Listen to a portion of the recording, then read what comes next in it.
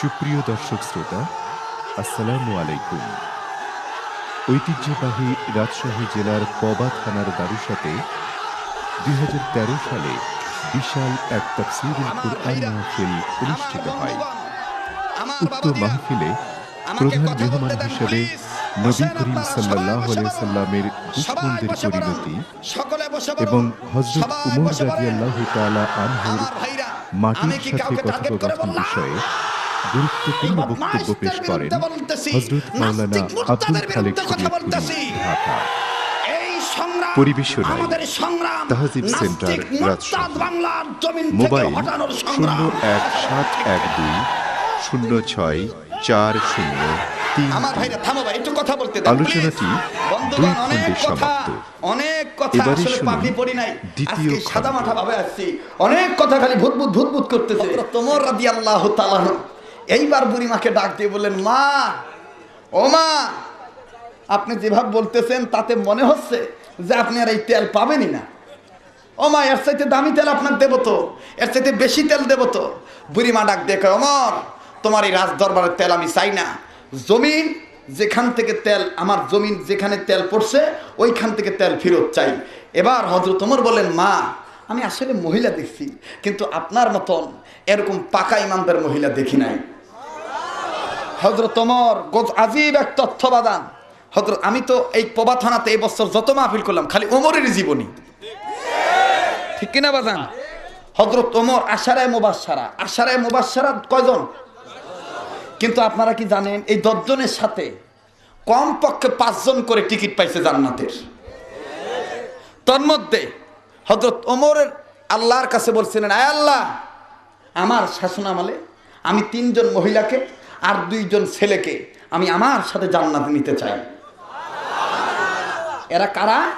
হযরত ওমর রাদিয়াল্লাহু তাআলা আনহুর পুত্রবধূ একজন, 2 নম্বর এই যে বুড়িমা তেলওয়ালা, আর 3 নম্বর আমার ভাইরা ওই যে মা। আপনারা এটা অনেক ওই যে ক্লাসের বইয়ে পড়ছেন যে হযরত ওমর রাজ্যের খবর নিতেন আধারে, কোন ঘরে পাক হচ্ছে কোন ঘরে হচ্ছে না। একদিন দেখেন যে বুড়িমা ওই মানে পাতিলের ভিতরে কয়েকটা পাথর দিয়ে খালি টগর বগর টাপুর টুপুর ঠাটুর ঠুটুর মানে নারান ঘারান খারান ঠারান এই ধরনের আওয়াজ করতেছে। মানে উমর মনে, আমার ভাইরা বাচ্চাদেরকে বলতেছে, বাবা ঘুমাও, এই তো পাক হইতেছে, বাবা ঘুমাও, এই তো পাক হইতেছে। আসলে কিন্তু খাবার নাই। তো হযরত ওমর নিজেই আটার বস্তা পিঠে করে নিয়ে এসে দুস্থ মাকে সেবিলে, এরপরে বললেন, মা, আপনি আগামীকালকে আমার দরবারে আইসেন, আপনি আইসেন ওমরের দরবারে আমাকে পাবেন। তো বুড়িমা ডাক দিয়ে বলতেছেন, বাবা, জানি না তোমার পরিচয় কি, তবে বলতেছি এই রাজ্যে ওমর খলিফা না হয়ে যদি তুমি হইতা তাইলে অনেক ভালো হইতো। তো সেই ওমর তখনই আল্লাহর কাছে বলছিল, আল্লাহ, এই বুড়িমাকে আমি হাসরের ময়দানে কোনো কথা বলতে চান দেব না। মামুন, যেহেতু আমি জান্নাতি, এই মাকে আমি আমার সাথে জান্নাতে নেব। সুবহানাল্লাহ। আমার আল্লাহ দিয়ে দিলেন, আল্লাহু আকবার। তো বুড়িমার ইমান কাঁচা না পাকা?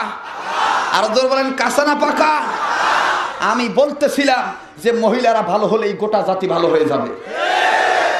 আজকের বাংলাদেশে আমি 5 মিনিট থেকে 7 মিনিট, বেশি লম্বা সময় নেব না, অল্প সময়ের ভিতরে একটা সত্য কথা আপনাদের সামনে বলবো, যেটা আগের প্রবীণ ওলামায়ে কেরাম যারা আছেন, মুরব্বী যারা আছেন, তারা এই ঘটনা সম্বন্ধে জানেন, যেটা বর্তমান প্রেক্ষাপটে না বললে ইমানের দাবি রুখা যাবে না, ইমানের হক আদায় হবে না। আমার ভাইরা, এই কথাটা আমি বলতে চাচ্ছি, আপনারা কি শুনতে রাজি আছেন? এবার হযরত ওমর ডাক দিয়ে বললেন, বুড়িমা, আপনি ওয়েট করেন, আপনার দাবিটা দেখি আল্লাহ রাব্বুল আলামিন কি বলেন। সুবহানাল্লাহ। আমার ভাইরা, আমার বন্ধুগণ, যেই কথাটা আমি বলতে চাচ্ছি গো বাজান, আল্লাহর বান্দিরা যদি ভালো হইয়া যায়, এই সোনার বাংলা অবশ্যই সোনার বাংলাতে রূপান্তরিত হয়ে যাবে। প্রতিটি মানুষের ঘরে ঘরে শান্তি পয়দা হয়ে যাবে। অবাজান, রাজশাহী জেলার পবা থানার মা বোনেরা গো, ও মায়েরা, কেন আপনি পর্দানিশী হবেন না? কেন আপনার স্বামীর খেদমত করবেন না? কেন আপনি রসুলকে ভালোবাসবেন না? রসুলের বিরুদ্ধে যারা গালিগালাজ করে তাদের বিরুদ্ধে নিজের সন্তানদেরকে কেন ময়দানে জিহাদে পাঠাবেন না? মা গো,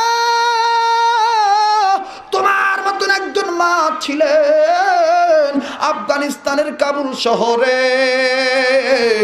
এই মার নিয়মিত অভ্যাস ছিল পত্র পত্রিকা রিসার্চ করা, এই মার অভ্যাস ছিল কোরআন হাদিস রিসার্চ করা, এই মার অভ্যাস ছিল গো বই পুস্তক আমার ভাইয়ের স্টাডি করা। ও বাজান, যেহেতু মহিলা মা আপনারা এসেছেন, এই জন্য মা বোনদের পক্ষে আমি ছোট্ট আকারে ইমান মজবুত করার জন্য কথাটা বলতেছি। এটা জানা ঘটনা আমার বন্ধুগণ, এই মহিলা একজন হকারের কাছ থেকে একটা বই কিনে নিলেন। হকারের কাছ থেকে যখন কিতাবটা কিনে নিলেন, বইখানা যখন ক্রয় করলেন, বাজান বইয়ের উপরে লেখা দেখলো বইটার নাম রঙ্গিলা রসুল। আমার বন্ধুগণ, এই মা রঙ্গিলা রসুল বই দেখে লেখকটাকে, লেখকের অ্যাড্রেস কোথায়, এই মা বাড়িতে যাইয়া এই বই পড়লেন, নবীর বিরুদ্ধে যত কথা লিখছেন সব কথাগুলো পড়ে আর চোখের পানি ছেড়ে ডুকরে ডুকরে কান্দে। মুসলমান ভাইরা রে আমার গভীর মনোযোগ দিয়ে শুনবেন, এই মা তার স্বামী নাই, দুইটা সন্তানকে খাবার দিয়া যাইয়া আস্তে করে পাশের ঘরে যাইয়া কাঁদতেছে। বড় সন্তান টের পাইল, মা আমার কেন কান্দে, মা জননী কেন চোখের পানি ছেড়ে কান্দে। ওই সন্তান খাবার থুইয়া মার কাছে যায়, কয় মা আপনি আমাকে খাবার দিয়ে কেন এখানে এসে কান্দেন? মা আমাদের বাবা নাই, তাই কি আপনি কষ্ট পাচ্ছেন নাকি? আপনার সংসারে চলতে কি কষ্ট হচ্ছে নাকি? মা ও মা আপনি বলেন তো মা কি হয়েছে, আপনি কাঁদেন কেন? ওই মহিলা ডাক দিয়ে বলে, বাবা রে আমি সংসারের অভাবের জন্য কান্দি না, আমি কাঁদতেছি যেই পৃথিবীর জমিনে যেই নবীকে না বানাইলে পৃথিবী হইতো না, আমরা দুনিয়া আসতে পারতাম না। আল্লাহর হাবিবুল্লাহর বিরুদ্ধে যে ব্যক্তি কথাটা লিখলো, যেই নবী মুহাম্মদের উসিলায় আমরা দুনিয়াতে আসলাম, ওই নবীর সম্বন্ধে বাবা গো ভারতের একজন লেখক একটা বই লেখলো রঙ্গিলা রসুল। ওই মা ডাক দিয়ে বলে, বাবা আমি কাঁদতেছি যে আমার স্বামী নাই, আমার সন্তান নাই, বড় সন্তান নাই। বাবা আমি কান্দি যে আমি মহিলা হয়ে জন্মেছি, আমি কেন পুরুষ হইলাম না?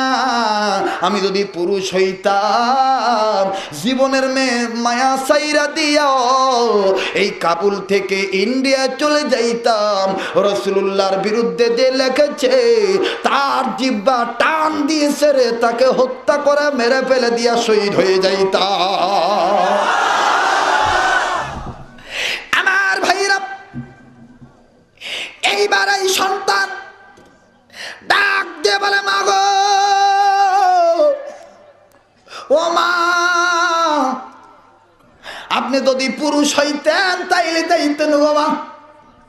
মা আপনি চিন্তা কইরেন না, আমি বলি গো মা, আমি আপনাকে বলতেছি মা, আপনি যদি অনুমতি দিতেন আমরা দুই ভাই নবী মুহাম্মদের পক্ষে যুদ্ধ করতে যাইতাম। রাজশাহীর বাবা লালা এইবার লেখকের বিরুদ্ধে মহিলা ডাক দিয়ে বললেন, বাবা রে তোমরা দুইজন দিবা আগে যাইয়া ভালো করে খোঁজ দিবা সে লেখছে কিনা। যদি সত্য হয়, সত্য যদি সে লেখক হয়ে থাকে, তাইলে যদি সে সত্যি আমার নবীকে গালিগালাজ করে থাকে তাহলে তাকে তোমরা হত্যা করবা। তবে বাবা তোমরা যদি হত্যা করো, হত্যা করার পরে অবশ্যই তো তোমরা ধরা খেয়ে যাইবা।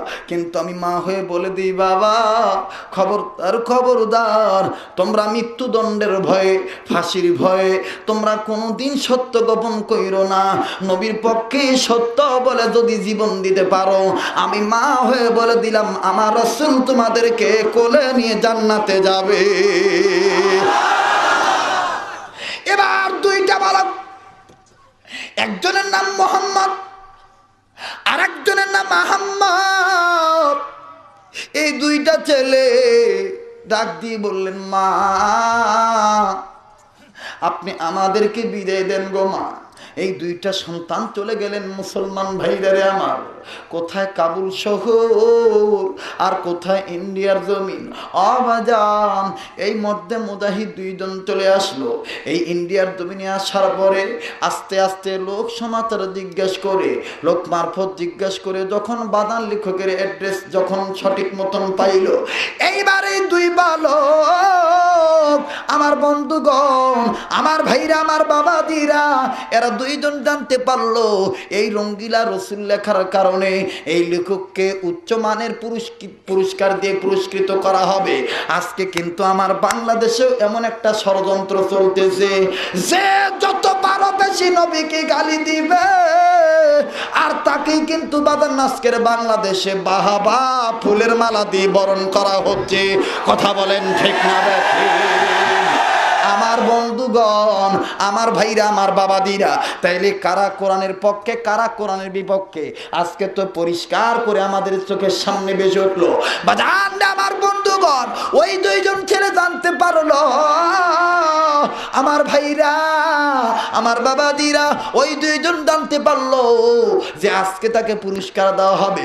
ছোট ভাই বড় ভাইকে ডাক দিয়ে বলে, ভাইয়া আপনি বলেন এই লোকটার বুক বরাবর ছুরিটা আপনি ঢুকাইবেন না আমি ঢুকাবো?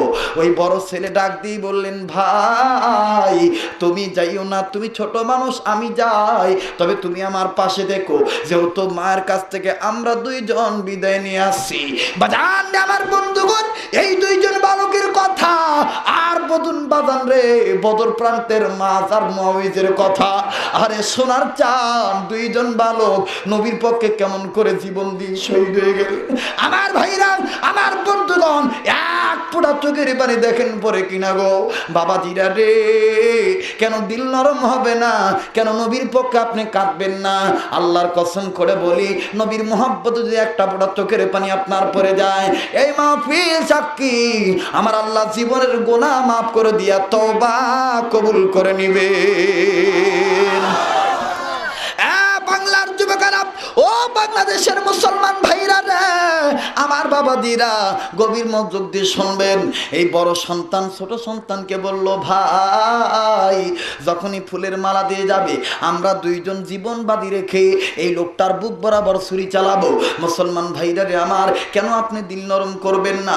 আহারে 14 কি 15 বছর অথবা 13 কি 14 বছরের বালক মাছ আর মুআউয বাজান রে আমার, এই দুইজনের মাও এই দুইজনকে ডাক দিয়ে বলে, সন্তান রে আমার কপাল কত নসিব, দেখো আবু জাহেল কত শয়তান, নিষ্ঠুর আবু জাহেল আমার নবীজি মক্কায় থাকতে পারে নাই, মদিনায় চলে এসেছে আবু জাহেলের অত্যাচারে, কিন্তু এই আবু জাহেল মদিনা তো রসুলকে থাকতে দিল না। ওই আবু জাহেল ষড়যন্ত্র চালিয়ে দিয়েছে, আমার রসুল বদরের ময়দানের ঘোষণা দিয়েছে।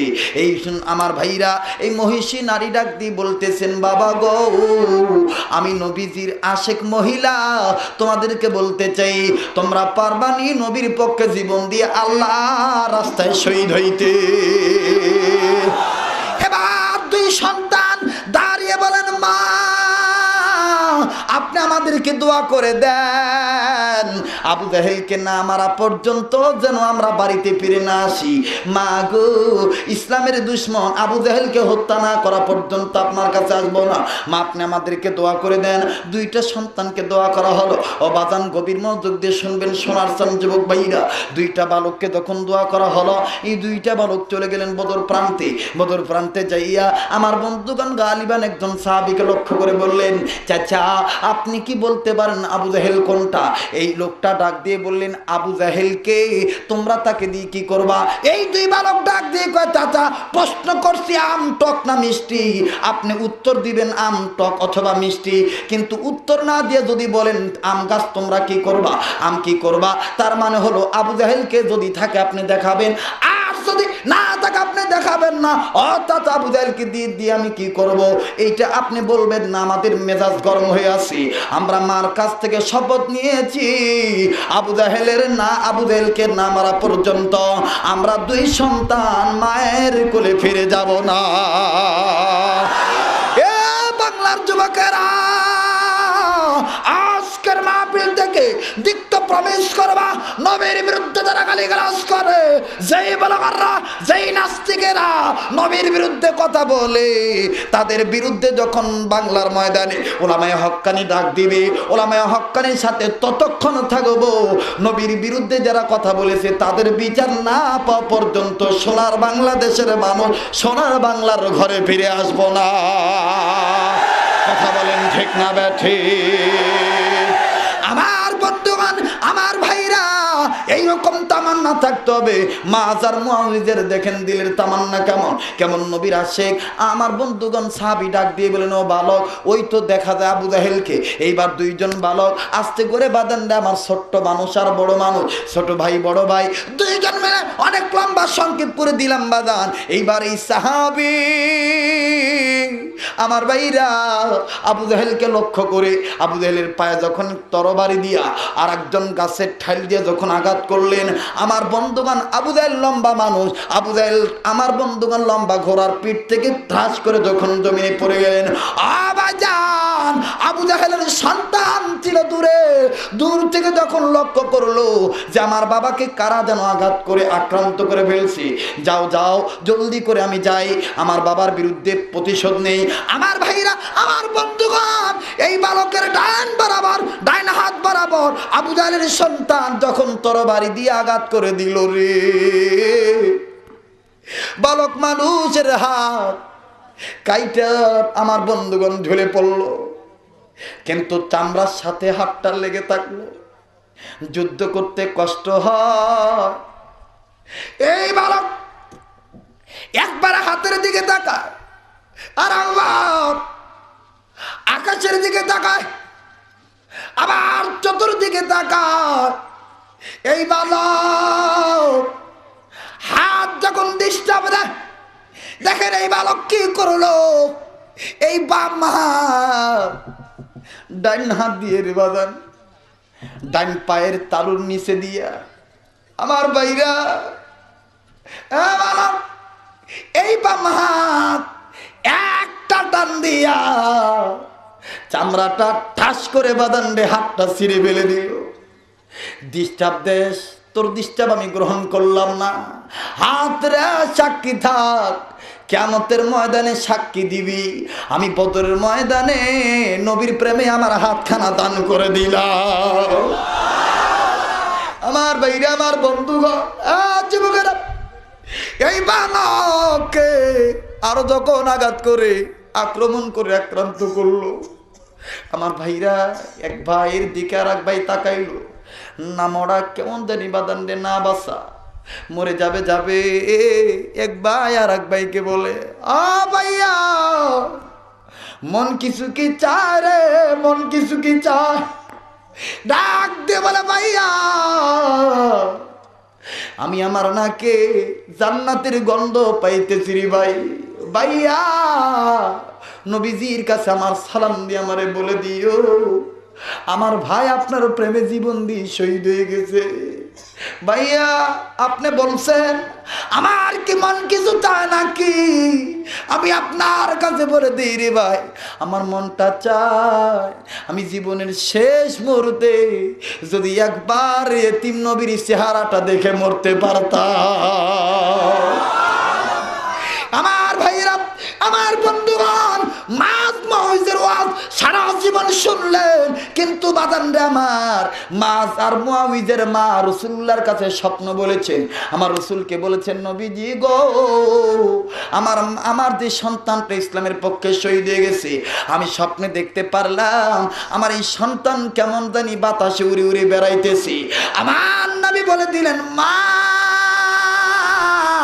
আপনার যে সন্তান আমি নবীর প্রেমে জীবন দিয়ে শহীদ হয়ে গেছে গো মা। জিবরাইল আমিন আমার কানে কানে বলে দিয়েছে আপনার সন্তানকে আল্লাহ রাব্বুল আমিন জান্নাতুল ফেরদাউসে জায়গা করে দিয়েছে। মুসলমান ভাইরা রে আমার, এবার বড় ভাই ছোট ভাইকে বদরের ইতিহাসটা শুনাইলেন। এই ভাব এইরকম করে নবীর প্রেমে জীবন দিলে শহীদ হইলে জান্নাত পাইবা। ছোট ভাই কই বড় ভাই আমি মারবো, বড় ভাই কয় না আমি মারবো, মনে আছে তো আপনাদের। এবার বাদান রে আমার ইন্ডিয়ার জমিনে আমার ভাইরা সেই লিখক নাস্তিক মোর্তাদের বুক বরাবর এই বড় ভাই আমার বন্ধুগণ যখন চাকুটা ঢুকা দিল ইসলামের দুশমন দুনিয়ার থেকে বিদায় হয়ে গেল। সাথে সাথে পুলিশগুলো তাদেরকে গ্রেফতার করলো। পরের দিন বাদান্ডে আমার তাদেরকে কোর্টে নেওয়া হলো। কোর্টে নেওয়ার পরে আমার বন্ধুগণ যখন শেরে বাংলা একেএম ফজলুল হকের মাধ্যমে আমার বন্ধুগণ উকিল, এই উকিল যখন জিজ্ঞাসা করলো, ও বালক তোমরা ছোট্ট মানুষ, যদি একবার কোনো মতন বলো যে আমরা বুঝি নাই, আমরা মারি নাই, আমরা স্বীকার করতেছি না, তোমরা যদি কোনো মতন ছলছাতুরি করে অস্বীকার করো, তাইলে তোমাদের কিন্তু ফাঁসি হবে না, মৃত্যুর দরজা থেকে বাঁচতে পারবা, তোমাদের কিন্তু মৃত্যু আক্রমণ করে আক্রান্ত করতে পারবে না। ওই বালক দুইটা ডাক দিয়ে কয়, শেরে বাংলা একেএম ফজলুল হক, মা আমাদেরকে বলে দিয়েছে নবীর দুশমনকে হত্যা করিয়া জীবন বাঁচানোর বিনিময়ে কোনোদিন মিথ্যা কথা বলবি না, সত্য বলবি, সত্য বললে সত্য পথে থাকলে নবীজি করে করে নিয়ে তোদের জান্নাত দিয়ে দিবে। একেএম ফজলুল হক আমার ভাইরা, শেরে বাংলা ফজলুল হক, এই দুইটা বালককে ডাক দিয়ে বললেন, বালক ঠিক আছে, আজকে তোমরা আজকে বোঝো, আজকের দিনটা আমি তোমাদের জন্যে আমি আদালতের কাছে একটু চেয়ে নেব, আগামীকালকে তোমাদের লাস্ট দিন, শেষ দিন। বাবার যুবক ভাইরা, মুসলমান বাবারা, এই দুই বালক যখন ওই দিন শেষ দিন দুইজন যখন কোনো মতন খানা পিনা খেয়ে ঘুমাইলো, এক ভাই আর এক ভাইয়ের গলা ধরে যখন ঘুমাইলো, ঘুমের ঘরে স্বপ্নে দেখে বড় ভাই স্বপ্নে দেখেন, আরে এত সুন্দর লোক, এই সুন্দর লোক দুইটা হাত মেলা দিছে আর ডাক দিয়ে কয়, দেরি করিস না, আমি নবী তোদের অপেক্ষায় আছি, আমার কোলে আয়, আমি তোদেরকে জান্নাতে নিয়ে যাব। দুই ভাইয়ের ঘুম ভেঙে গেল। আমার বন্ধুগণ এইবার থানার লোকদেরকে, আদালতের লোকদেরকে বলে দিল, আমাদের রায়টা তাড়াতাড়ি দিতে বলেন। বাদানরে আমার, তার মানে দুইজন বালক নবীর, আমার ভাইরা নবীর দুশমনকে হত্যা করার কারণে আমার আল্লাহ এই দুনিয়ায় তাদেরকে জাহান্নাম মুক্ত করে জান্নাত দিয়ে দিয়েছে। এর কারণ হলো এই দুইজন বালক কোরআনের পক্ষে, আল্লাহর পক্ষে, আর আল্লাহর ওয়াদা যারা কোরআনের পক্ষে তাদের পরিচালক আমি আল্লাহ, যারা নবীর পক্ষে তাদের পরিচালককে, যারা কোরআনের পক্ষে তাদের পরিচালককে, আর যারা কোরআন হাদিসের বিপক্ষে তাদের পরিচালককে শয়তান। মুসলমান ভাইরা রে আমার, তাহলে এই দুই বালকের মা দেখেন ইমান কত পাকা। আমার ভাইরা, আমার মায়েদের কেমন হইতে হবে, পর্দানিশী হইতে হবে, ইমানদার হইতে হবে, সন্তানদেরকে অন্যায়ের বিরুদ্ধে প্রতিরোধ করে তোলার শিক্ষাদান করতে হবে। কথা বলেন ঠিক না ঠিক? আবাদান আর লম্বা নয়, আমি আর লম্বা করতেছি না। আমার বাবাজিরা, এবার ওই বুড়িমার কথা মনে আছে কিনা জানি না, ওমর ডাক দিয়ে বললেন, মা আমি মহিলা দেখছি, আপনার মতন পাকা ইমানদার মহিলা দেখি নাই। বুড়িমা ডাক দিয়ে কই, ওমর আর দেরি করা যাবে না, যা করবা জলদি করো, সূর্য যদি ডুবে যায় তাহলে তো আমার 4 দিন হয়ে যাবে, আমি মুনাফিক হয়ে যাব, আমার কথাটা নড়চড় হয়ে যাবে। এবার আমার ডাক দিয়ে বললেন, বুড়িমা আপনি চিন্তা করবেন না, আমি তরবারি কোমরে নিলাম, তরবারি কোমরে নিয়া এইবার হযরত ওমর ডাক দিয়ে বললেন, মা গো আপনি আমার আগে আগে যান, আমি আপনার পিছনে পিছনে যাই। বুড়িমা ডাক দিয়ে বলতেছেন, না না আমি কখনোই বেয়াদবি করতে পারবো না, আপনি আগে আগে যান, আমি আপনার পিছনে পিছনে রাহাবারি করব, আমি আপনাকে রাস্তা দেখা দেব। এবার ওমর ডাক দিয়ে বলতেছেন, বুড়িমা কোন রাস্তায় কোন জমিনের উপরে তেল পড়েছে, আপনি আমাকে ওই জায়গায় নিয়ে চলেন, আমি জমিনের সাথে কথা বলে আপনাকে তেল আদায় করে দেব। লা ইলাহা জোরে, লা ইলাহা ইল্লাল্লাহ, লা ইলাহা। কষ্ট হচ্ছে আপনাদের? যারা বলেন কষ্ট হচ্ছে, তেলটা সোনা মানে তেল ফেরত নেওয়া দরকার আছে না নাই? দেখেন জমিন কি করে কিসের বিনিময়ে তেল ফেরত দিয়ে দেয়, নেওয়া দরকার আছে তো বাদান? আমার ভাইরা লড়াই করে, আন্দোলন করে, মারামারি করে না কি করে, দেখেন বাদান কেমন করে হযরত ওমর কোন কৌশলে তেল আদায় করে নেয়।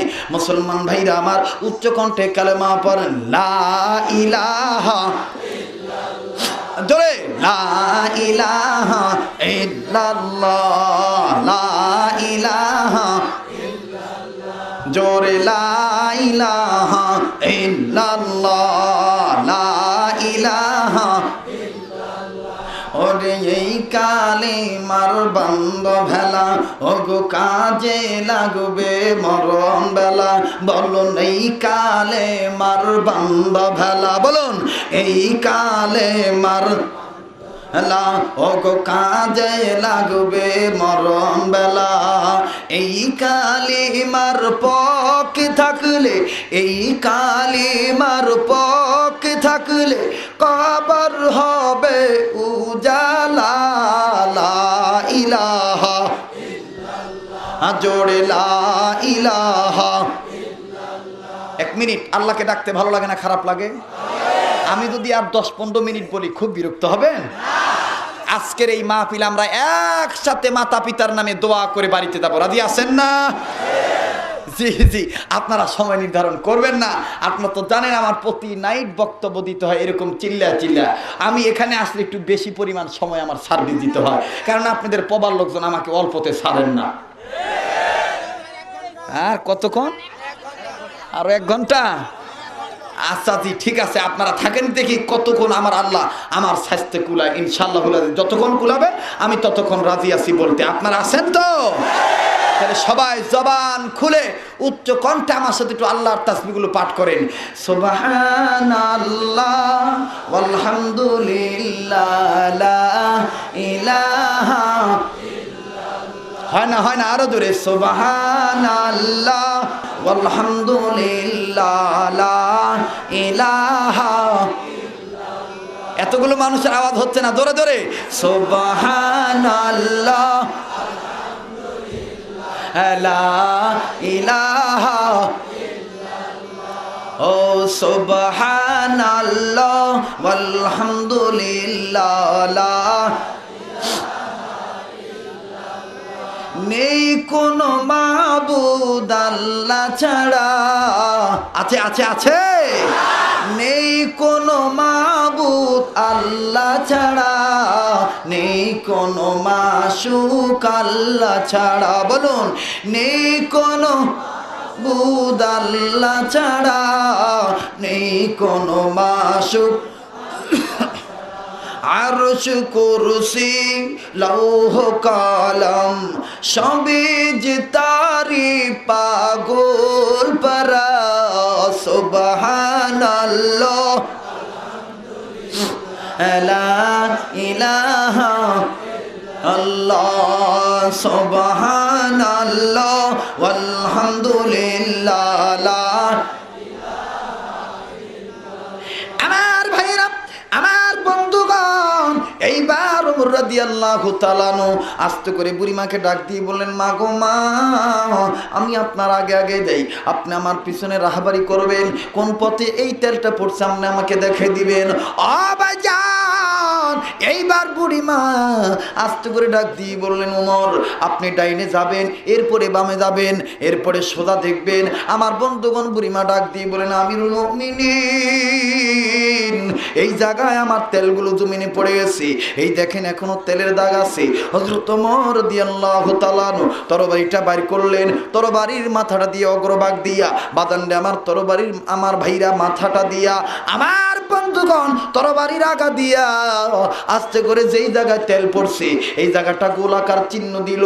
বাবাজি একটা সুন্দর করে দাগ দিল। এই দাগটা দেওয়ার পরে হযরত ওমর রাদিয়াল্লাহু তাআলা ওনার তরবারি দিয়া ওই জমিনকে প্রথমত আল্লাহু আকবার বলে এই ওমর জমিনকে একটা আঘাত করলেন। জমিন, বুড়িমার তেল তুমি খেয়েছো কেন? বুড়িমার তেল ফেরত দাও না। দিবা কিনা বলো, জলদি করে জবাব দাও। জমিন থেকে কোনো আওয়াজ নাই। আবার দ্বিতীয়বার ওমর বলতেছে, জমিন তুমি কি তেল ফেরত দিবা না? আমি বলতেছি তোমাকে যে আল্লাহ সৃষ্টি করছে সেই আল্লাহ পাকের মেহেরবানিতে তুমি তেলটা দিয়ে দাও। আমার ভাইরা, আমার বন্ধুগণ, এবার বুড়িমা ডাক দিয়ে বললেন, ওমর সন্ধ্যা হয়ে যাবে, বেলা ডুবে যাবে, আমার জবান জুট হয়ে যাবে। না না ওমর তাড়াতাড়ি করো। হযরত ওমর এইবার তৃতীয়বার ডাক দিয়ে বললেন, জমিন তোমাকে আমি নরম গলায় বললাম, তুমি আমার বুড়িমার তেল ফেরত দিলা না। জমিন আমি এবার শক্ত করে বলে দিই, জমিনের তুমি যদি তেল ফেরত না দাও আমি ওমর কিন্তু তুমি জমিনের বিরুদ্ধে অ্যাকশন নেব। এবার জমিনের জবান খুলে গেল। জমিন ডাক দিয়ে কয়, ওমর কি আমার বিরুদ্ধে অ্যাকশন নেবেন বলেন তো দেখি। হযরত ওমর ডাক দিয়ে বলেন, জমিন দিবা কিনা বলো। জমিন কয়, ওমর আগে শুনি তুমি কি করবা। আমার ভাইরা, আমার বন্ধুগণ, এবার আমার ডাক ডাক দিয়ে বললেন, জমিনে রে, তুমি যদি তেল ফেরত না দাও, আমি ওমর কয়েক মিনিটের ভিতরে আমি তোমার বিরুদ্ধে একটা অ্যাকশনের কথা জানা দেব। মুসলমান ভাইরা রে আমার, হযরত ওমর রাদিয়াল্লাহু তাআলা তদানীন্তন সময়ের প্রেসিডেন্ট, বাদান্ডে আমার অর্ধজাহানের খলিফা, আমার বন্ধুগণ, সেই খলিফা এই কথা বলতেছেন জমিনকে, আমার বাবাদিরা, আমার বন্ধুগণ, কাদিপুরে আমি ওয়াদা করছিলাম হযরত ওমরের কোন তরবারি মাটির সাথে কথা বলছে, কোন তরবারি বাঘের সাথে কথা বলছে, কোন তরবারি আমার বন্ধুগণ নীল দরিয়ার পানির সাথে কথা বলছে। আমার ভাইরা, আর যদি আমি ওমরের তরবারির ওয়াজ জানাইতে যাই তাইলে অনেক সময় দরকার। না না বাজান না, হযরত ওমর রাদিয়াল্লাহু তাআলার ওয়াজ, তরবারির ওয়াজ আমি আরেকদিন আপনাদেরকে শোনা দেব ইনশাআল্লাহ। আমার ভাইরা, হযরত ওমর রাদিয়াল্লাহু তাআলা তরবারির মাথা দিয়া জমিনকে ডাক দিয়ে বললেন, জমিন, কয়েক মিনিটের ভিতরে যদি তুমি তেল বিরত না দাও, আমি কিন্তু তোমার বিরুদ্ধে অ্যাকশন নেব। জমিন এবার ডাক দিয়ে বললেন, ওমর, কি অ্যাকশন নেবেন? হযরত ওমর মাটির সাথে কথা বলতেছে, মাটিও ওমরের সাথে কথা বলতেছে। আমার বন্ধুগণ, সাহাবীদের ঈমান পাকা ছিল, আর যার কারণে সাহাবীদের সাথে কোন সাহাবীর সাথে মাটি কথা বলেছে, কোন সাহাবীর সাথে পানি কথা বলেছে, কোন সাহাবীর ইশারা, কোন সাহাবীর কথা জঙ্গলার জীবজন্তু মেরে নিয়েছে। কথা বলেন ঠিক না বেঠিক? তার তাদাল্লি প্রমাণ হলো দাজলা নদীতে আমার বন্ধুগণ সাদ বিন আবি ওয়াক্কাস যখন ঈমানের বলে বনিয়ান হয়ে পার হয়ে গেল, বাদান্ডে আমার সাদ বিন আবি ওয়াক্কাস নদী পার হওয়ার পর ডাক দিয়ে বলতেছে, ও ভাইরা, তোমাদের কি কোনো বস্তু এই নদীতে পড়ছে নাকি? কারো কিছু হারাইছে নাকি? একজন ডাক দিয়ে বলেন, আমার একটা পেয়ালা পড়ে গেছে। হযরতে সাদ বিন আবি ওয়াক্কাস কয়, মান পানি রে, আমার ইমানদার ভাইয়ের সম্পদ হারাইছে, যদি তোমার বুকে থাকে তুমি তা তুলে ধরো। সাদ বিন আবি ওয়াক্কাস নজর করে দেখলেন আমার বন্ধুগণ পানির উপরে হারানো একটা পেয়ালা ভেসে বেড়াইতেছে। আমার বন্ধুগণ, আমার ভাইরা, সাহাবীদের ঈমান ছিল পাকা। আমার বন্ধুগণ, আমাদের ঈমান পাকা করতে হবে। আর ঈমান ততক্ষণ পাকা হবে না যতক্ষণ কোরআন হাদিসের পক্ষে আমরা আসতে পারবো। ঈমান ততক্ষণ পাকা হবে না যতক্ষণ কোরআন হাদিসের পক্ষে আমরা আসতে পারবো। আর যতক্ষণ কোরআন হাদিসের পক্ষে না থাকবো ততক্ষণ আমার আল্লাহ আমার রিজিকের পরিচালক হবে। যতক্ষণ কোরআন হাদিসের পক্ষে না আসতে পারবো ততক্ষণ আমার আল্লাহ আমার জীবনের পরিচালক হবেন না। আমার ভাইরা, কোরআন হাদিসের পক্ষে না থাকলে আমাদেরকে শয়তানি পরিচালক করবে, শয়তানি আমাদের পরিচালক হয়ে যাবে। আর যখন শয়তান পরিচালক হয়ে যাবে, মানুষ হইয়া মানুষের নামে মিথ্যা মামলা দিতে আমরা কোনো প্রকার ভয় পাবো না। কথা বলেন ঠিক না বেঠিক? শয়তান যে মানুষটার পরিচালক, এই মানুষটা বেপরদায় থাকতে দ্বিধাবোধ করে না। শয়তান যে মানুষটার পরিচালক, এই মানুষটা মদ খাইতে দ্বিধাবোধ করে না। শয়তান যে মানুষটার পরিচালক, এই মানুষটা খাদ্যে ভেজাল দিতে দ্বিধাবোধ করে না। শয়তান যে মানুষটার পরিচালক, এই মানুষটা মানুষের জমিনের আইল ঠেলতে দ্বিধাবোধ করে না। কারণ এই মানুষের পরিচালক কে? শয়তান। আর যদি আল্লাহ হয় তাহলে আল্লাহর আইনে মানুষটা মেনে নিবে। কথা বলেন ঠিক কিনা? তেলটা তো অবশ্যই হযরত ওমর ফেরত দিবে। কিন্তু এবার আরেকটা কথা আমি বলেই আমি ফিনিশিং দিচ্ছি, বলবো। হযরত ওমর রাদিয়াল্লাহু তাআলা আনহু কোরআনের পক্ষে কি পুরাপুরি ছিলেন না অল্প ছিলেন? জোরে বলেন, পুরাপুরি ছিলেন না অল্প ছিলেন? আল্লাহু তাআলা আনহু কোরআনের পক্ষে ছিলেন কি ছিলেন না? তার রাষ্ট্র শাসন ক্ষমতা, তার শাসন অবস্থা খুব ভালো ছিল, বরকতময় ছিল। জোরে কোন আল্লাহু আকবার। আমার ভাইরা, আমার বন্ধুগণ, মুসলমান বাবাদিরা, লম্বা নয় আমার ভাইরা, আমি আপনাদের কাছে একটা ওয়াদা চাবো। ওয়াদা হলো, গতবারকে ওয়াদা করছিলেন এই মাহফিলটা সুন্দর হবে, আপনাদের কাছে সাক্ষী চাই, আপনারাই সাক্ষী দেন। গতবারের চাইতে এইবার মাহফিলটা সুন্দর না অসুন্দর? পরিবেশটা গতবারের চাইতে এবার সুন্দর হয়েছে না হয় নাই? মুসলমান ভাইরা আমার, আগামীতে আমি মিঠু ভাইকে বলবো, মিঠু ভাই আরো বড় প্যান্ডেল করতে হবে, প্যান্ডেলের সীমানা আরো বাড়াইতে হবে। কথা বলেন ঠিক কিনা? আগামীতে আরো বড় সুন্দর হোক, এটা কি আপনারা চান না? কে কে চান? দুই হাত তুলে দেখান তো দেখি। আল্লাহ কবুল করুক, জোরে কোন আমিন। আমার ভাইরা, আমার বন্ধুগণ, এবার আমার সাথে একটু বলেন ইয়া আল্লাহ, বলেন ইয়া আল্লাহ। আপনারা মনে করেন না যে শরীয়তপুরি মনে ওয়াজ না করে মোনাজাত করবে, না না না, আপনারা আমাকে ভালো করে চিনেন, আমি কোথাও ওয়াজ ফিনিশিং না দিয়ে মোনাজাত করি না, আমি অবশ্যই ওয়াজের ফিনিশিং দিয়ে যাব, কিন্তু আমি 10টা লোক চাই এই ময়দানে। আমার ভাইরা, আমার বন্ধুগণ, তন্মধ্যে আমি 5 জন ঘোষণা করলাম। এই হাজার হাজার মানুষের ভিতরে এমন একটা লোক আছেন যে আমার বন্ধুগণ, যে এই মাহফিলটা হোক, আল্লাহ যদি আমাকে বাঁচা রাখে, এই রাধানগর এই অত্র এলাকার মসজিদের মাহফিলের পক্ষে 1 বছরের ভিতরে আমি 3,000 টাকা দান করে দেব। হুজুর আপনি আমার জন্য একটু দোয়া করবেন। আমার ভাইরা, এমন কোন লোক আছেন আল্লাহর রাস্তায় আপনার নামটা লেখা। কত হাজার হইল?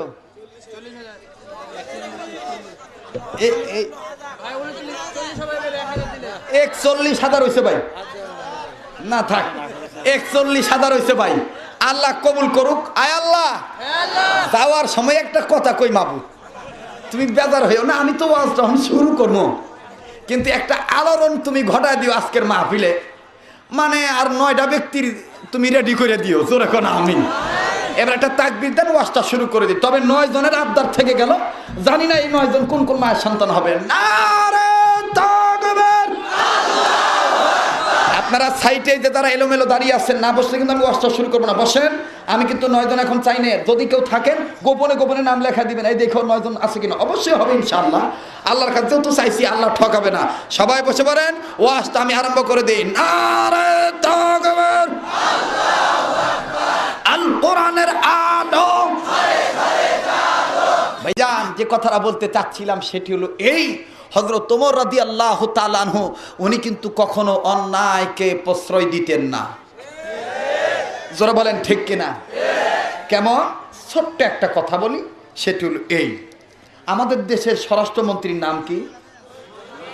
বাজান লক্ষ্য করেন, একটু শ্রদ্ধার সাথে সম্মানের সাথে নাম নিবেন। নাম কি? কোন কথা দিয়ে কি বুঝাইতে চাই খুব খেয়াল করবেন। আমাদের দেশে এই সম্মানিত স্বরাষ্ট্রমন্ত্রীর বিরুদ্ধে এই দেশেরই আরেক নেতা বঙ্গবীর কাদের সিদ্দিকী, উনি কিন্তু একটা কথা বলছে যে সরকার যদি যুদ্ধাপরাধী তালাশ করে, তা আমি বঙ্গবীর কাদের সিদ্দিকী বলতেছি, সরকারি দলের সরকারি স্বরাষ্ট্রমন্ত্রী যুদ্ধাপরাধী রাজাকার। এটা আমি কোর্টেও দ্বারা সাক্ষী দিতে পারবো। বলছে না ভাই? জোরে বলেন, জোরে বলেন, বলছে কি না? কিন্তু ভাইজান, ঠিক এই কথাটা বলার কয়েকদিন পর ওই সোনার দলের সোনার একজন ছেলে, দলের মান ক্ষুণ্ণ হয় বিদায়, সম্মান চলে যায় বিদায়, স্বরাষ্ট্রমন্ত্রীর পক্ষ অবলম্বন করিয়া বঙ্গবীর কাদের সিদ্দিকীর বিরুদ্ধে কয়েক কোটি টাকার মানহানির মামলা করে দিল। বাজান, তাহলে দুনিয়ার এই স্বরাষ্ট্রমন্ত্রীর বিরুদ্ধে একটা কটূক্তি করার কারণে যদি কয়েক কোটি টাকার মানহানির মামলা হয় কাদের সিদ্দিকীর বিরুদ্ধে, আমি আজকের এই রাজশাহী জেলার পবা থানার এই গোদাপাড়া রাধানগর মসজিদের উন্নয়ন কল্পে মাহফিল থেকে হাজার হাজার বাঙালি মুসলমান, তরুণ, বৃদ্ধ, আবাল বনিতা, নারী পুরুষ সকলকে নিয়ে একসাথে নিয়ে এই কথাটা সরকার মহাদের কাছে কথাটা বলতে চাই। আজকের বাংলার জমিনে যদি নিজের দলের নিজের মন্ত্রীর বিরুদ্ধে কথা বলার কারণে যদি বঙ্গবীর কাদের সিদ্দিকীর বিরুদ্ধে কয়েক কোটি টাকার মানহানির মামলা হতে পারে, তাহলে মাননীয় প্রধানমন্ত্রী, মাননীয় স্বরাষ্ট্রমন্ত্রী, মাননীয় রাষ্ট্রমন্ত্রী, আপনার কাছে আমাদের বাঙালি জাতির জবাব, আপনার কাছে আমাদের বাঙালি মুসলমানদের প্রশ্ন, আপনারা জবাব দিবেন। যেই রসুলকে না বানাইলে দুনিয়া আমরা আসতে পারতাম না, সেই রসুলকে যেই গণজাগরণ মঞ্চ থেকে যেই ব্লগাররা নাস্তিক মুরতাদরা গালিগালাজ করলো, সেই শাহবাগী গণজাগরণ মঞ্চের ব্লগার নাস্তিক মুরতাদদের কেন গ্রেফতার করেন না? তাদের বিরুদ্ধে কেন এখনো ফাঁসির রায় কার্যকর?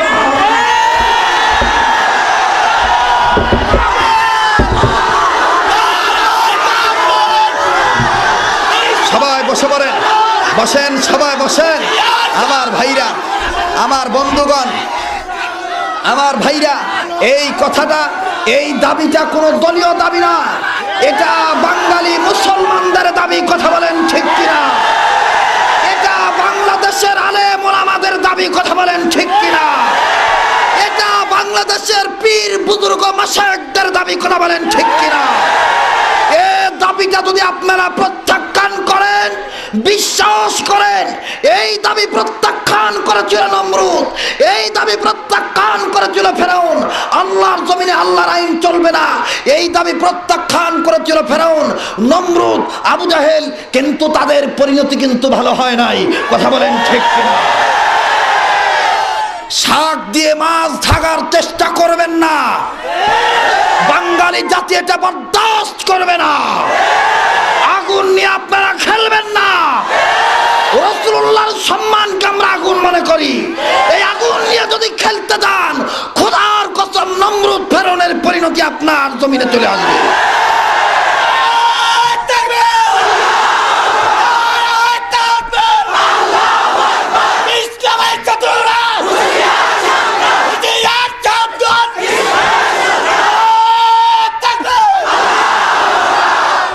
বসেন, মন খারাপ করলেন?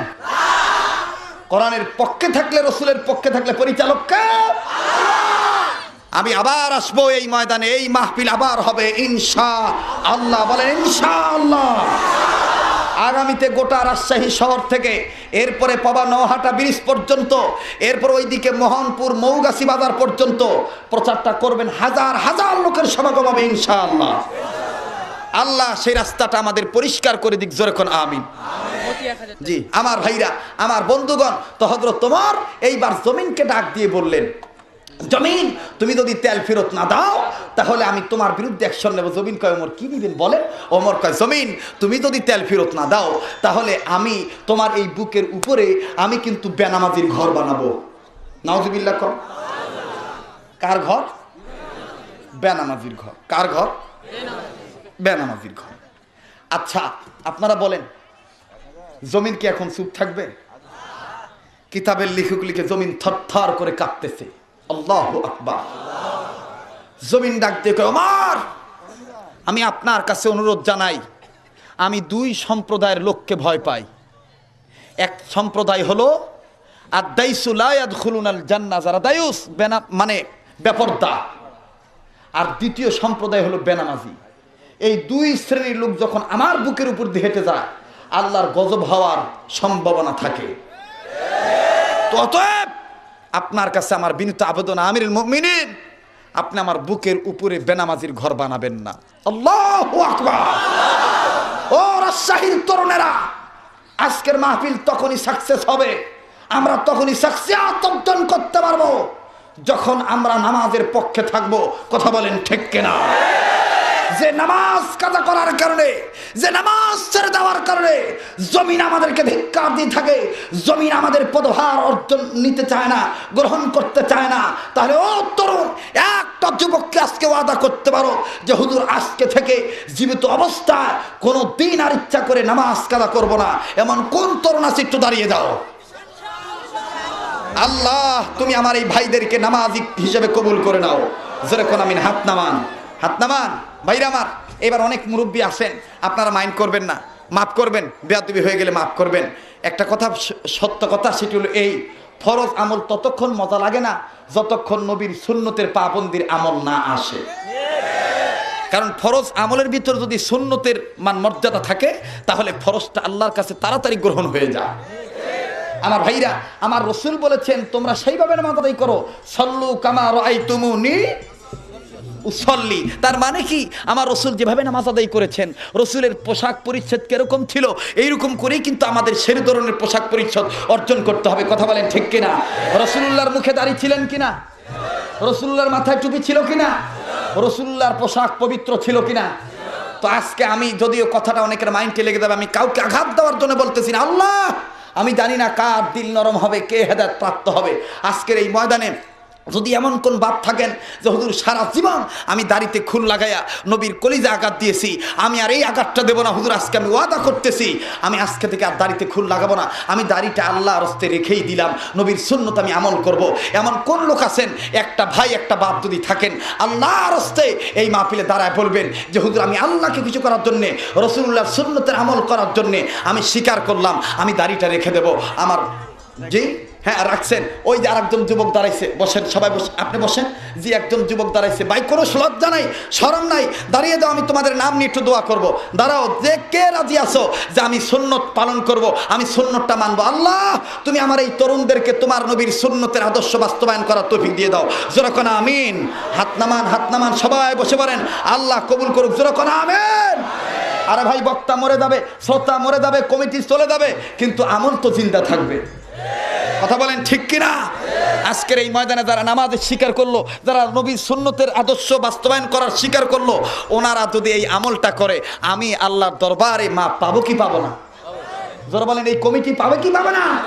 আর এই কারণেই তো মাহফিলের ব্যবস্থা করা।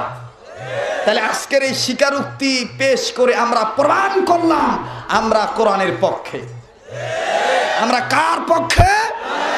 তাহলে কোরআনের পক্ষে থাকলে আপাতত আমাদের পরিচালক কে? কোরআন সুন্নাহর পক্ষে থাকলে পরিচালক কে? আর কোরআন সুন্নাহর বিপক্ষে গেলে পরিচালক কে? শয়তান। এখন থেকে আমরা কোরআনের পক্ষে থাকবো না, বিপক্ষে থাকবো। আল্লাহ কবুল করুক। জোরে কোন আমিন। হযরত ওমর এইবার মাটিকে বললেন, মাটি তুমি কাঁদিও না, আমি ওমর বলতেছি তোমার উপরে আর বেনামাজির ঘর বানাবো না, তবে আমি নামাজ যাতে মানুষ আদায় করতে পারে, আমি ওমর প্রেসিডেন্ট হয়ে বলতেছি তোমার এই বুকের উপরে বাইতুল্লাহ আল্লাহর ঘর মসজিদ নির্মাণ করা হবে। মাটি এইবার বলেন, আমার রে তাইলে তো আমার খুশির খবর রইল না।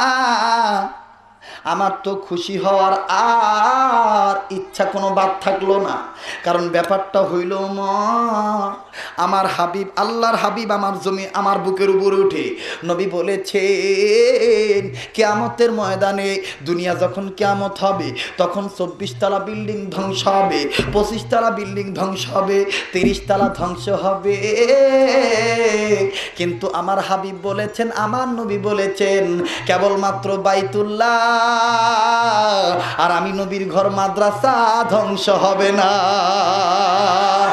ও ভাইজান, কেন মসজিদের পক্ষে থাকবেন না? মসজিদের পক্ষে থাকলেই কোরআনের পক্ষে থাকা হবে।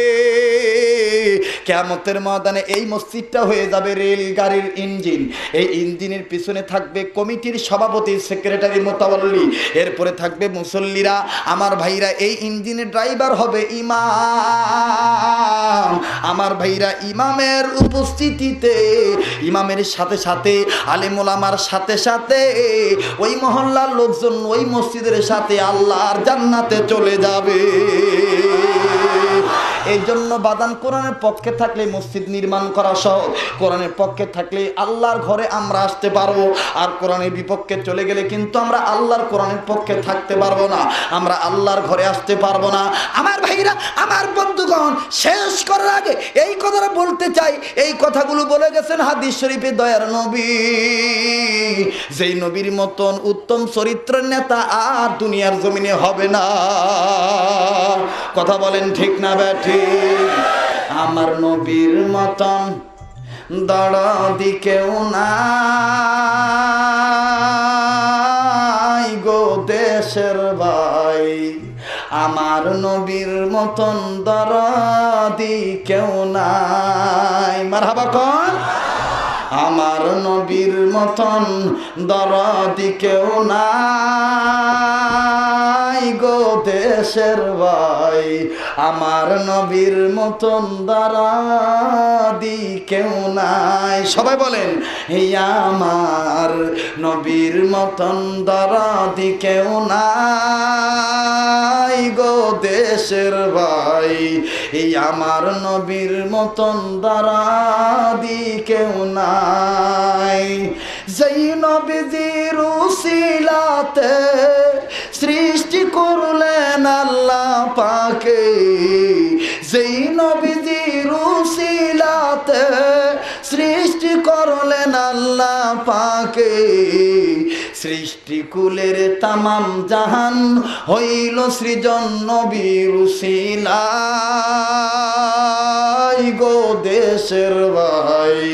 আমার নবীর মতন দরদি কেউ নাই। বলেন না বাবা, আমার নবীর মতন দরদি কেউ নাই গো দেশের ভাই।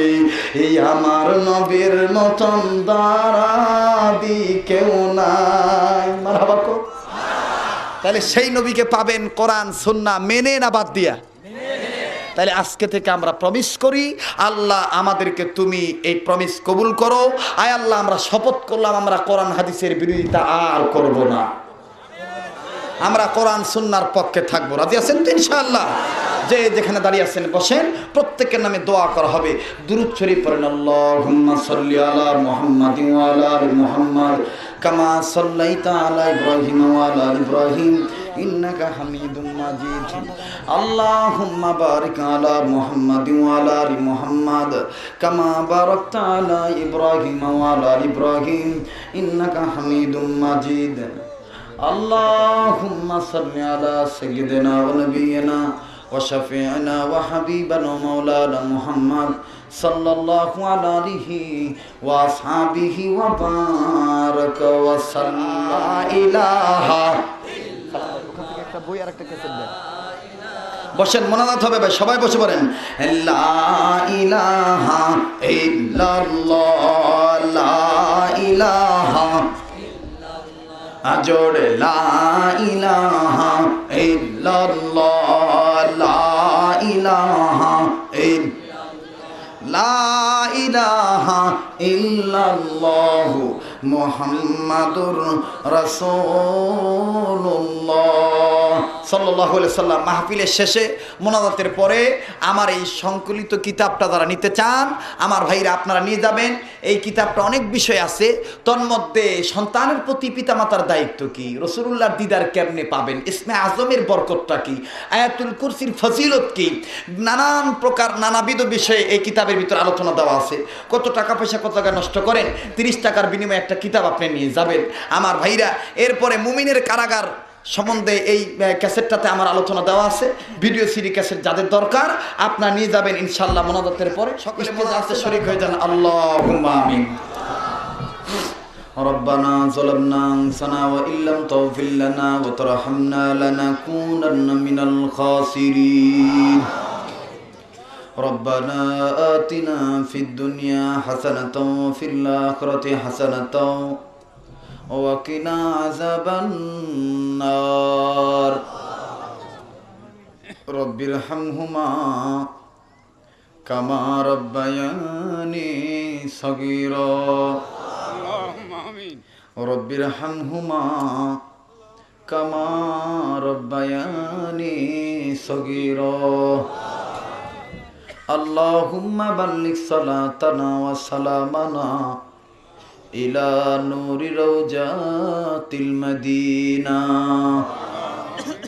اللهم بلغ صلاتنا وسلامنا إلى نور روجات الأولياء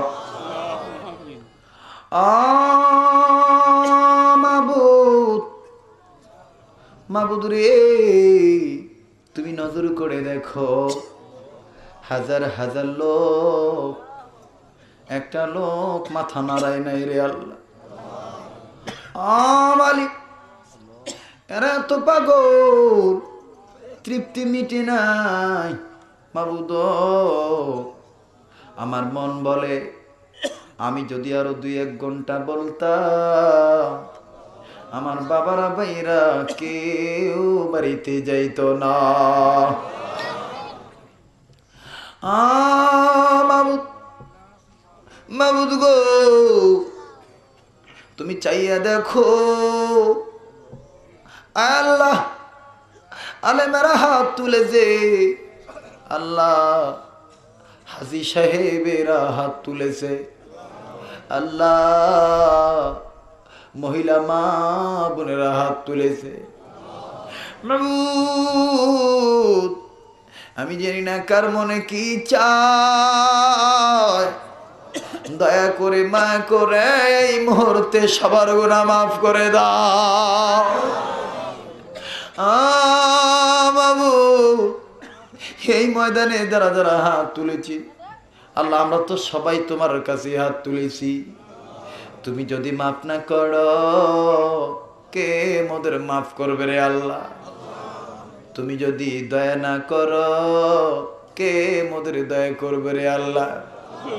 আমরা কার কাছে যাম, কার কাছে তুলব রে হাত? ও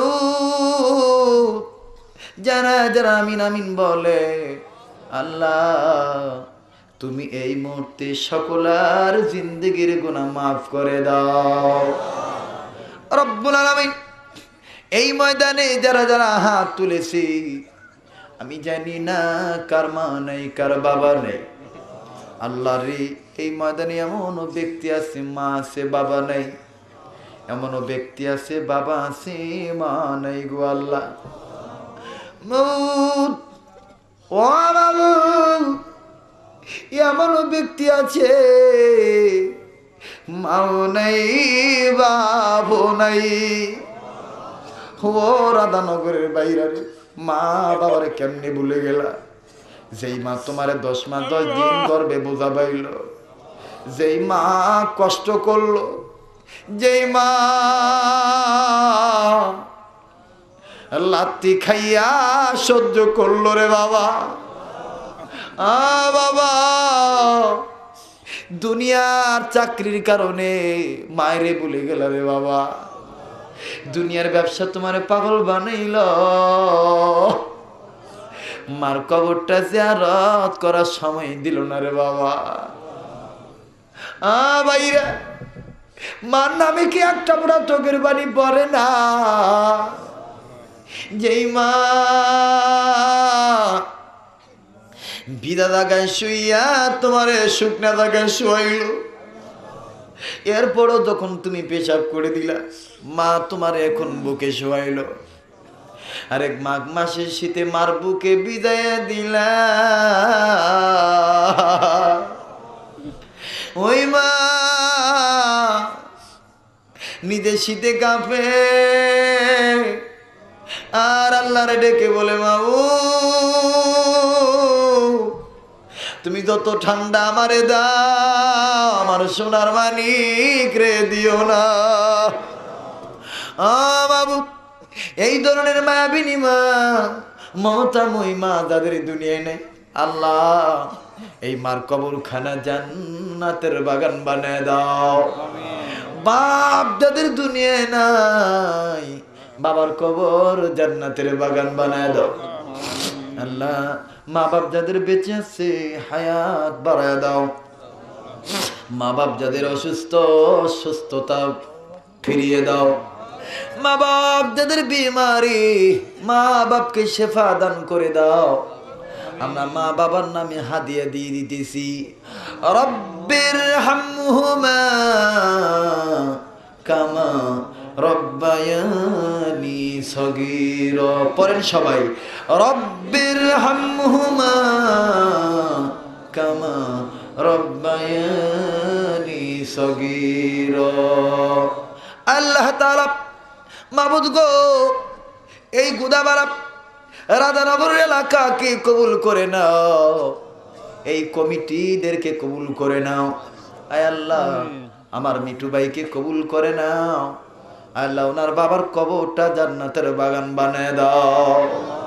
আল্লাহ রে, ছোট্ট বয়সে বাবা মারা গেছে, কত বড় ভাগ্যবান ছেলে। আরে বাবা মারা গেছে, আজকে সেই ছেলে আলেমকে দাওয়াত দিয়ে মাহফিলের ব্যবস্থা করলো। বাবু, তোমার হাবিব সাক্ষ্য দিয়েছে, উম্মতে মুহাম্মাদী আমি নবী বলে গেলাম, যেই ছেলেদের, যেই পিতামাতার সন্তানেরা দুনিয়াতে জিন্দা অবস্থায় কোরআন সুন্নাহর পক্ষে কাজ করবে, আমি নবী সাক্ষী দিলাম, আমার আল্লাহ রব্বুল আমিন ওই পিতামাতার উপরে আযাব মাফ করে জান্নাতের টুকরা বানায় দেয়। আল্লাহ তাআলা, তোমার নবী সত্য, তোমার কোরআন সত্য। আজকে তোমার দরবার আল্লাহ গো, তোমার দরবারে বলি, আমরা ভিক্ষুকের মতন কাঙ্গাল হয়ে বলি, আয় আল্লাহ এই কমিটির বংশধর কবর আযাব তুমি বন্ধ করে দাও। আমার মিঠু ভাইকে কবুল করে নাও। আয় আল্লাহ, আমার ভাই জনাব আব্দুল সালামকে কবুল করে নাও। এই মাহফিলে দ্বিতীয় বক্তা মাওলানা সিদ্দিকুর রহমান যুক্তিবাদীকে কবুল করে নাও। আল্লাহ তাআলা, আজকে এই রেকর্ড হলো ও রব্বুল আমিন, গোটা বিশ্বব্যাপী আল্লাহ গো তুমি তাজিব সেন্টারের আলোড়ন ঘটে দাও। আমিন। আয় আল্লাহ, তাজিব সেন্টার ইসলামিক প্রকাশনা প্রকাশকের দিক দিয়ে উন্নত প্রকাশনা বিভাগ। আল্লাহ তাআলা বাঙালি জাতি কেমনে আলেমদের কোরআন সুন্নাহর কথা অতি সহজে শুনতে পারবে।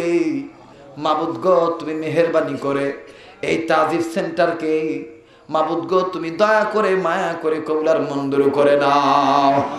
আল্লাহ তাআলা যেই ক্যাসেট রেকর্ড হলো এই ক্যাসেটটা গোটা বিশ্বে তুমি আলোড়ন ঘটায় দাও। আয় আল্লাহ, তোমার কোরআন সুন্নাহর পক্ষে থাকলে পরিচালক তুমি, আর কোরআন সুন্নাহর বিপক্ষে গেলে পরিচালক ইবলিস শয়তান। এটা গোটা জাতির দ্বার প্রান্তে মাবুদ গো প্রতিটি মানবতার ঘরে ঘরে পৌঁছানোর সুযোগ দিয়া দাও। তুমি গায়বী মদত, তুমি গায়বী খাজানা থেকে মদত দান করে দাও। আল্লাহ তাআলা রব্বুল আলামিন এই ময়দানে যে যেখান থেকে হাত তুলেছে আল্লাহ, যে যেখান থেকে এসেছে সেই সালামতে বাড়িতে ফিরে নিয়ে যাইও। আল্লাহ প্রতিটি কদমে কদমে কোটি কোটি গুনাহ মাফ করে কোটি কোটি নেকি লিখে দিও রব্বুল আলামিন। আগামী বছর এই ময়দানে বিরাট আকারে মাহফিল কবুল করে নাও।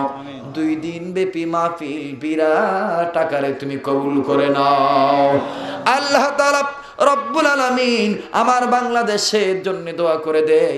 মাবুদ গো, ইয়া আল্লাহ তাআলা 56,000 বর্গ কিলোমিটার যেই দেশে রাইতো, এই দেশে কোরআনের পক্ষে কথা বলার কারণে, রাসূলের পক্ষে কথা বলার কারণে কত মাজলুম উলামায়ে কেরাম আরে জুলুমবাদদের হাতে নির্যাতিত হইতেছে।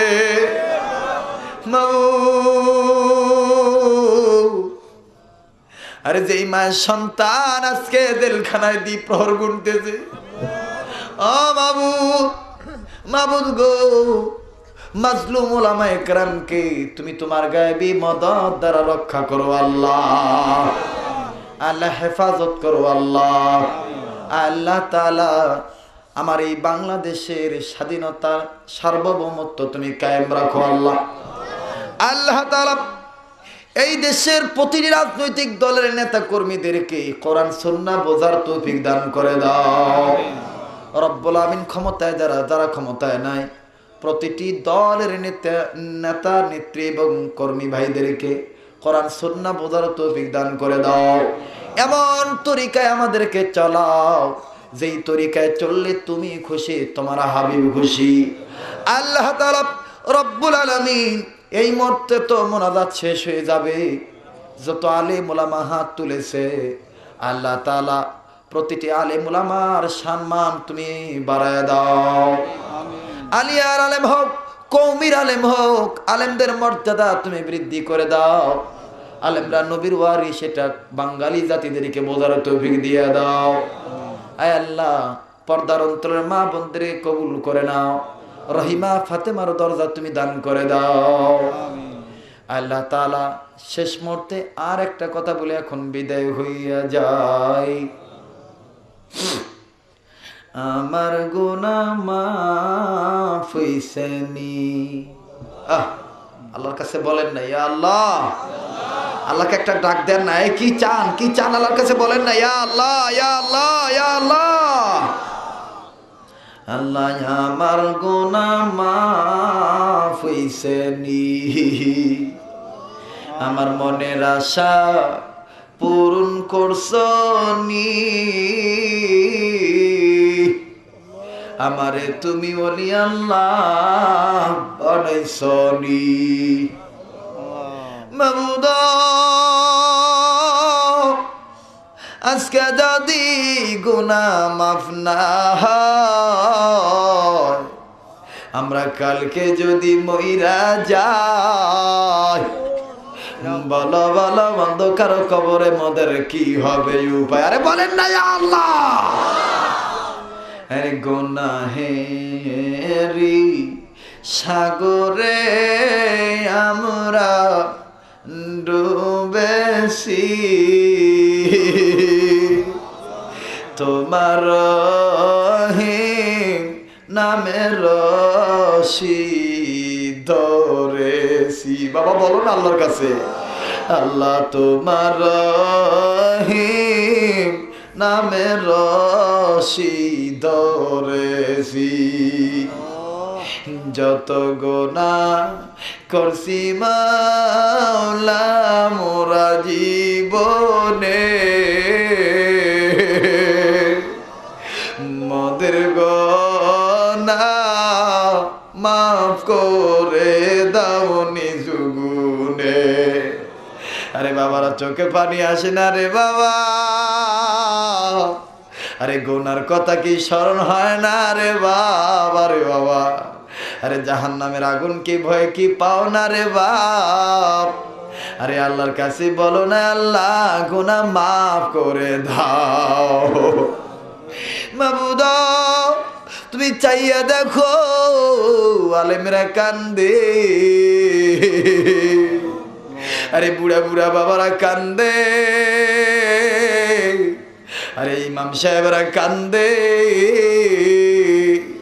আরে আলেমদের মনে যে কত দুঃখ।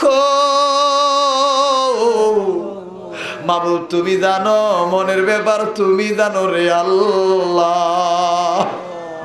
মাবুদ এই মুহূর্তে আলেমরা যে যা চায় যে যা বলে মাবুদ গো তুমি আলিমুল আমার দোয়া কবুল করি আল্লাহ। আমার ভাইরা রে কে কি চান না রে বাবা, আরে আজকে আল্লাহর কাছে বলেন না আমার আল্লাহ দিয়ে দিবে রে বাবা। আরে আমার মন সাক্ষী দে এক ফোঁটা চোখের পানি ফালান না রে বাপ।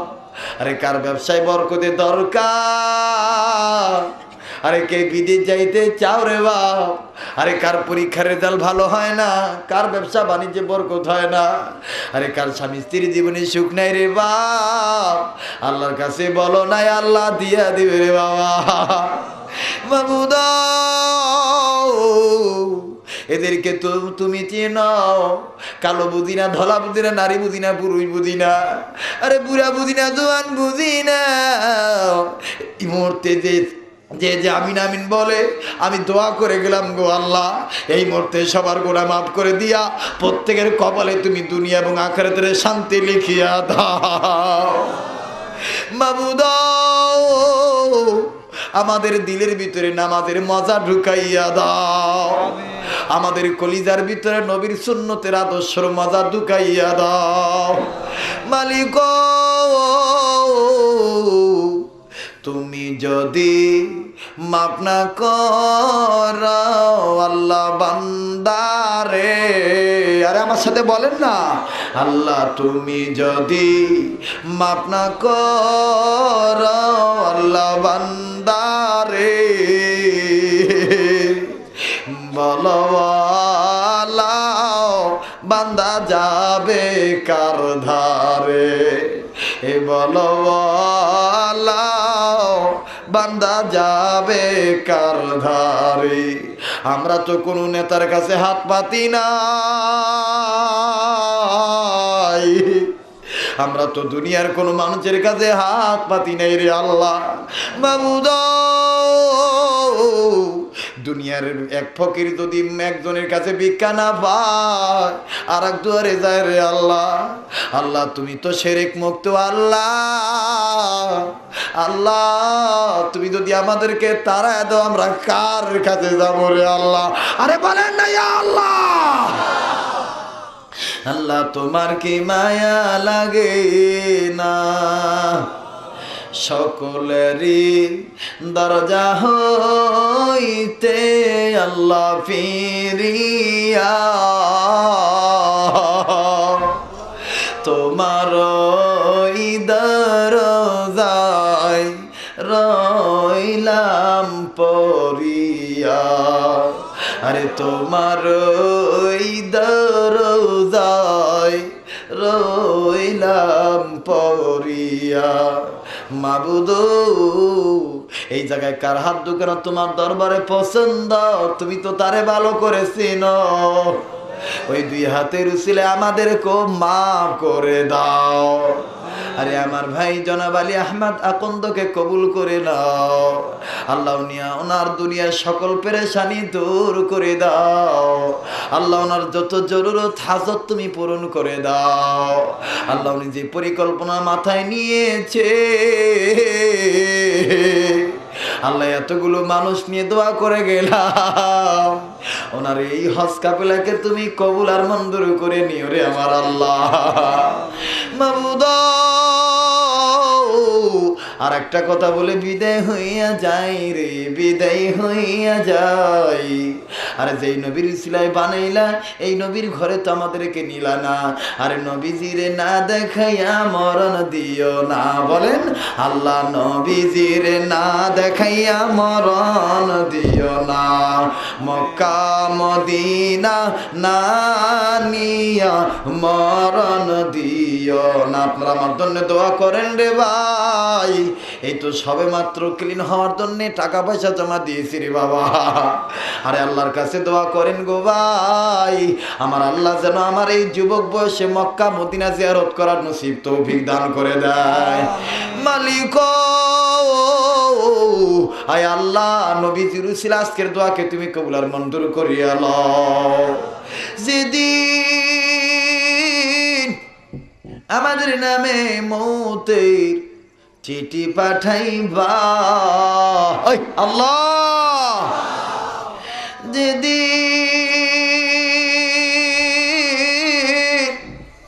আমাদের নামে মৌতের পালকি পাঠাইবা, যেদিন আমাদের নামে মৌতের আজরাইল পাঠাইবা,